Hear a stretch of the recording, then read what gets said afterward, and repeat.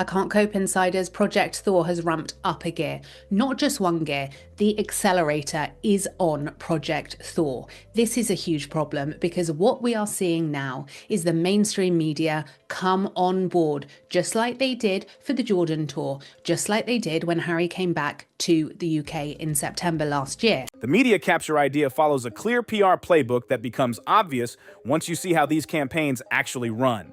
The move isn't to hit every outlet at once, it's to start small with easier targets like smaller publications and lighter entertainment sites that don't dig too deep. Once a few of them run positive coverage, the pattern starts building fast. Other outlets quickly notice the advantage game. If one magazine is getting access and approved talking points, others want in too, and the price becomes similar friendly coverage. The story spreads step by step, not by force, but by stacking influence across media spaces. This is the lens you need to view the Heat magazine piece through. The article reads like a press release because it mostly functions like one. It uses familiar messaging like optimism about change, confidence after travel, and a plan that looks appealing to higher institutions. These are not neutral reporting angles. They are shaped talking points meant to sound organic, but clearly structured. The quotes about acceptance, rebuilding ties, and meetings with senior figures are not random. They match a coordinated narrative push. This is the kind of messaging that helps shape a public reset story. Heat magazine sits in the early stage of this media strategy. It's an entertainment-focused outlet, not a serious investigative paper, which makes it easier for softer framing to appear without pushback. That's why starting there makes sense from a PR standpoint. Media outlets are being captured left, right, and centre by Harry and Meghan. This is a problem. Bigger outlets usually won't repeat these claims without layers of reference, but once smaller outlets publish them, they become part of the media record that others can point back to. Each repetition builds credibility, even if the original framing stays the same. The idea being pushed is that both figures believe they are central to institutional needs. This reframes appearances and projects them as useful rather than controversial. It also shifts perception of public activity into something more official, even when it is clearly promotional in nature. This kind of framing is bold because it asks audiences to reinterpret ongoing tensions in a completely different light. The blueprint messaging reinforces the same angle, positioning their actions as innovative and influential rather than disputed or questioned. This narrative then gets echoed across softer media spaces, slowly spreading upward through repetition and citation chains. The Jordan tour is used as a comparison point to show how media narratives can split depending on the source and access level. Coverage coming through official and approved channels was generally warm, polished, and focused on public appearances and diplomatic tone. It stayed within a controlled frame. At the same time, alternative commentators and independent observers shared a very different version of events, pointing to details and context that were not highlighted in mainstream reporting. Both versions circulated at the same time, but they did not match. The gap between them shows how tightly managed media access can shape what becomes widely visible and what stays outside the main story. The Bondi Beach clothing discussion is presented as a key factual example within this narrative. The coverage of the Australia visit focused heavily on public engagements, hospital visits, community events, and interactions with supporters. However, critics argue that some commercial or contextual details surrounding public appearances were not included in mainstream reporting, while appearing in other online spaces. This difference is framed as a result of access-based reporting. Outlets with closer access tend to publish more polished narratives, while those without access often focus on missing details or contradictions. The role of official photography during the tour is also highlighted as part of how the media environment is structured. An approved photographer traveling with the press pool system captures the official visual record of events. This setup is standard for many high-profile visits, but it also means that the most widely distributed images come from controlled sources rather than independent coverage. That distinction matters because visual framing often shapes how events are interpreted. What is photographed and how it is presented can influence the entire public perception of a visit. The broader media strategy being described suggests that future coverage of related public appearances could follow the same pattern. If enough outlets rely on shared or approved material, the narrative becomes more consistent across platforms. That consistency can then contrast sharply with independent commentary, which may highlight different angles or missing details. From this perspective, media coverage is not just about reporting events, but about how information flows through different layers of access. The key takeaway is that articles sometimes reflect structured messaging more than fully independent reporting. They can include language or framing that aligns closely with official talking points. At the same time, alternative sources may focus on what is left out, creating two parallel versions of the same event. Harry and Meghan's team, I think, are working with the palace and working with the UK media outlets, because Heat magazine have written what really reads to me like a press release. It's utterly ridiculous. It could be People magazine. Reading coverage with this in mind means paying attention not only to what is included, but also to what is missing, and how access can quietly shape the final story. Noting which outlets lean into polished press release style coverage versus those doing more independent reporting has become a basic media skill that alternative commentary spaces have been building for years. It's all about spotting the difference in tone, sourcing, and framing. The Heat magazine piece describes the Australia visit as a kind of trial run for a similar trip to the UK. In broad terms, this matches what other sources like the Daily Telegraph have also referenced under the idea of a blueprint, but Heat adds extra direct claims that others leave out. One of those claims is that there is a push to re-enter the royal environment in a more flexible or part-time way, along with the belief that closer ties could be rebuilt over time. It also includes statements about readiness to meet and resolve issues directly. These are framed as goals being communicated through quoted sources and informal briefings, shaping how certain media outlets present the situation.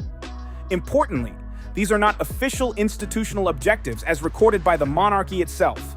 They are presented as one side's ambitions, filtered through media channels that choose to publish them. The strategy being described relies on repetition across multiple outlets.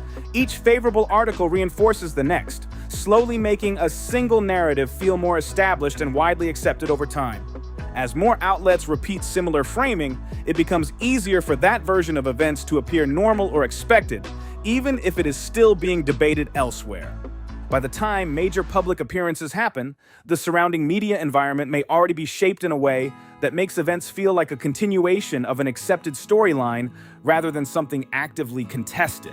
Meanwhile, independent observers and alternative commentators focus on building parallel records using publicly visible details, on-the-ground observations, and documentation that doesn't rely on access agreements. This includes comparing reports, tracking inconsistencies, and pointing to details that may not appear in more polished coverage. These alternative records exist alongside mainstream reporting, creating two different layers of narrative. The key point being made is that comparing these versions helps highlight how media framing can differ depending on access and sourcing. From a PR perspective, the tools involved are not unusual. Using source quotes, arranging coverage opportunities, and shaping narratives are standard industry practices. What we are seeing with Harry and Meghan is Team Sussex jumping in, and I believe they are, along with the palace, capturing media outlets one by one. It sounds complex, but it really isn't, because there aren't that many magazines and newspapers nowadays. What makes this situation more complex, according to commentators, is the scale and visibility of the story being managed. Instead of a typical celebrity reputation cycle, it involves ongoing public perception tied to institutional identity and long-term narrative control. In that sense, the focus is less on single events and more on how repeated coverage builds a larger evolving public storyline over time. Captured media coverage has to do two things at the same time, even if they clash with each other. It must present the couple as still connected to royal spaces like hospital visits, memorial appearances, and charity events with official-looking photography, while also framing them as fully independent, running their own path outside formal palace control. This tension is where the blueprint idea comes in within the Heat magazine piece. It suggests a forward-looking plan that could be accepted by the institution later, positioning the commercial-style activity as something innovative rather than something outside traditional boundaries. In this framing, the operation is not seen as breaking structure, but as offering something new that could be embraced in the future. That shift in language is key to how perception is shaped in softer media coverage. However, external polling data adds a different layer that challenges this narrative. Reported figures from public opinion surveys show strong skepticism, with a large share of respondents indicating the visit did not improve their view in a meaningful way. That kind of data creates tension with the positive framing found in curated media pieces. It introduces a measurable public response that does not match the upbeat tone of some coverage.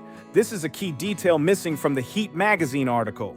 Including it would require acknowledging that the quoted optimism in the piece does not align with broader public sentiment data. As attention shifts toward future appearances in the UK, the media environment becomes even more complex. Public opinion there is shaped by years of ongoing coverage, interviews, documentaries, legal disputes, and widely reported allegations that have already influenced perception. Because of this long history, the UK audience is not starting from a neutral position. That makes narrative shaping more difficult compared to regions encountering the story more recently. The strategy described as low-hanging fruit works best in places where public opinion is still forming. In the UK, the background is already heavily established, making simple narrative resets harder to achieve. Institutional behavior also plays a role in how these narratives develop. Limited public clarity, mixed signals, and indirect messaging create space for competing interpretations in the media environment. Are you or are you not aware that 90% of the scandals are and have consistently been from Meghan Markle and Prince Harry and their behaviour, information they have offered up into the public domain? Meghan Markle claims she's the most trolled person in the world. This is simply not true. Meghan Markle has a very selective memory when she goes back in time and looks at how she behaves. That uncertainty allows different outlets to project different versions of the same situation, depending on their access and framing. At the same time, firm and specific statements from well-sourced journalists add resistance to that ambiguity.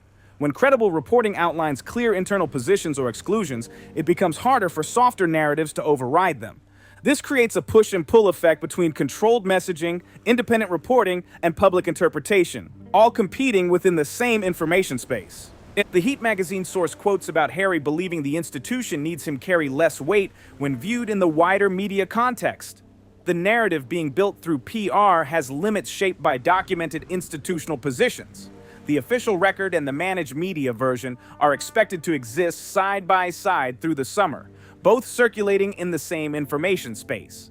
The key difference shows up when readers actually compare sources. Someone who reads the Heat magazine quotes about a groundbreaking blueprint and then checks public opinion data and on-the-ground observations from the Australia visit is using a higher level of media literacy that this whole situation demands. That kind of reader is looking at both the polished narrative and the real-world feedback at the same time, instead of accepting only one version of events. Many expect most audiences won't fully cross-check all available information. The alternative commentary space is betting that enough people will, especially as new events unfold through the summer. The blueprint narrative is already circulating, and the media ecosystem around it is expanding. That different types of sources are now part of the same environment. Entertainment magazines, polling data, named journalism, and independent documentation from public events in cities like Melbourne and Sydney, all sitting side by side for comparison.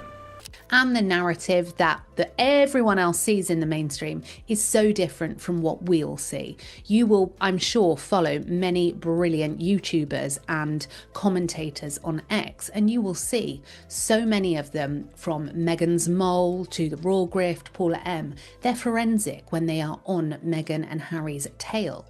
The idea is that nothing is hidden, but interpretation depends on whether people actually connect the dots. The literacy piece is the real dividing line here. The trajectory described by insiders starts with softer outlets like Heat magazine and gradually moves upward into more established publications, gaining perceived credibility as it spreads. That pattern matches what has already been seen during coverage of the Australia visit, where early positive stories were later echoed or reframed in more established media spaces. The initial wave of coverage came from lighter entertainment-focused outlets. Even more established reports referencing a blueprint relied heavily on source-driven framing, while some reporting around disputes and complaints remained based on briefings and named or unnamed sources. Taken together, these pieces form a layered media picture rather than a single unified narrative. When combined with polling data and independent observations, the contrast becomes more visible. One version presents a polished and successful reception, while another highlights more mixed or critical public reactions. For example, polling data indicating lower approval sits in tension with upbeat media framing. Public-facing details from the visit add further context that doesn't always appear in curated coverage. The gap between narrative and measurable response is what stands out most clearly. It is specific, observable, and not just interpretive. The media narrative can continue smoothly only when audiences don't actively compare all available sources side by side. The alternative commentary role is to make that comparison easier to see, especially when mainstream coverage presents a more unified or polished version of events. Earlier international engagements followed similar patterns, where coverage differences emerged between official reporting and independent documentation. Now, the piece then goes on to talk about Meghan Markle's amazing outfits in Australia. They don't mention the fact Meghan Markle and Prince Harry were earning a commission on the outfits that they wore when they met survivors from the Bondi massacre. Some publicly visible details from past trips were noted by independent observers, but received limited attention in mainstream coverage, creating parallel records of the same events.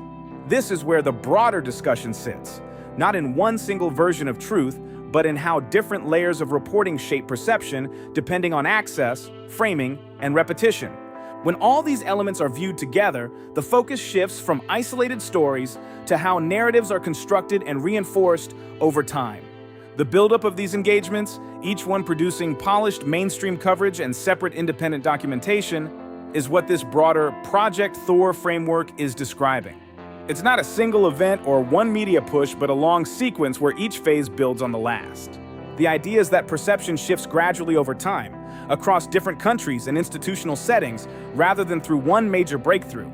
Different locations play different narrative roles. Jordan is framed around humanitarian and international health connections. Ukraine is tied to military-adjacent and Invictus-related coverage. Australia reflects a more traditional royal-style tour format with official photography and structured public appearances. Britain is positioned as the next stage where domestic institutional context becomes the focus. Within that sequence, the Heat magazine coverage is just one small piece. Its purpose isn't to instantly change public opinion, and polling data suggests it doesn't. Instead, it helps circulate a softer version of the narrative in entertainment media spaces. That softer repetition allows later, more serious outlets to reference earlier coverage as if the story already has momentum behind it. The sequencing effect is the key idea. Each stage builds on what came before, creating a cumulative media pattern rather than isolated stories. Well, I brought to you yesterday the fact that the Royal Rota photographer, or one of the Royal Rota photographers, was deployed to go over to Australia. So I think you'll find actually it's one big club, and yet again the public are not being given transparency. From a communication standpoint, these are standard industry tools: controlled messaging, source-based quotes, staged access, and curated media moments. Nothing about the mechanics is unusual within celebrity PR frameworks. What matters is how consistently they are applied across a high-visibility subject. Articles can read like structured messaging because, in many cases, they are shaped that way through coordinated briefing and access-driven reporting. Certain details are often excluded from coverage when including them could risk losing access or cooperation from sources. That creates a selective information flow where some facts circulate widely while others remain outside mainstream reporting. This is presented as a normal dynamic in access-based journalism rather than something unique or exceptional. The broader strategy being described is about shaping public perception of ongoing events through repetition and controlled framing, not through a single decisive narrative shift. Independent observers, citizen journalists, and alternative commentators play a counter role in this environment by documenting visible details, comparing reports, and highlighting inconsistencies between polished narratives and on-the-ground observations. That comparison is what makes the media environment more transparent from their perspective. As more coverage rolls out in the coming months, different versions of the same story are expected to continue circulating side by side, each shaped by access, framing, and repetition across different media layers. Got something to say about this? Drop your thoughts in the comments and let's get into it. If this breakdown made you see things differently, hit subscribe so you don't miss what's coming next. Tap that like button and share this with someone who needs to hear it.